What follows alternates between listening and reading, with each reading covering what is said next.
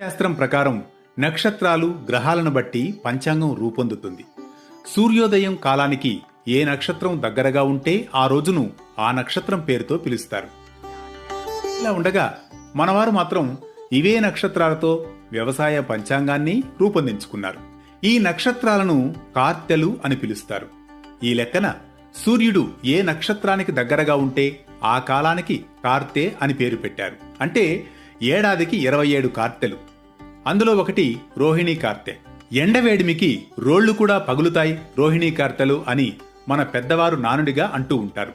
ఈ సమయంలో దాన ధర్మాలు చేయడం, ఈ కాలంలో 3 రకాల మొక్కలను నాటడం ద్వారా ప్రత్యేకంగా శుభ ఫలితాలను పొందవచ్చంటున్నారు పురాణ పండితులు. రావి చెట్టులో విష్ణువు, లక్ష్మీదేవి సహా సకల దేవతలు నివసిస్తారని, రావి చెట్టును పూజించడం వల్ల పుణ్యమే కాక పూర్వీకుల ఆశీస్సులు కూడా లభిస్తాయని, అలాగే రోహిణీ కార్తెలో రావి చెట్టును నాటిన వ్యక్తి సూర్యుని అనుగ్రహం పొందుతాడని, అలాగే తన పూర్వీకుల ఆశీర్వాదం కూడా లభిస్తుందని జ్యోతిష్య శాస్త్రం వివరిస్తోంది.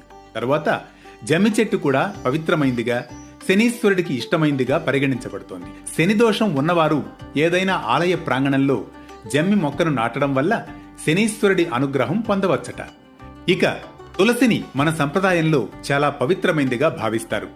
తులసి మొక్కలో లక్ష్మీదేవి నివసిస్తుందని, ఆర్థిక ఇబ్బందుల నుంచి ఉపశమనం కోసం రోహిణీ కార్తెలో తులసి మొక్కను నాటాలని, తద్వారా జాతకంలో అశుభగ్రహాల ప్రతికూల ప్రభావాలను తగ్గిస్తుందని పండితులు చెబుతారు.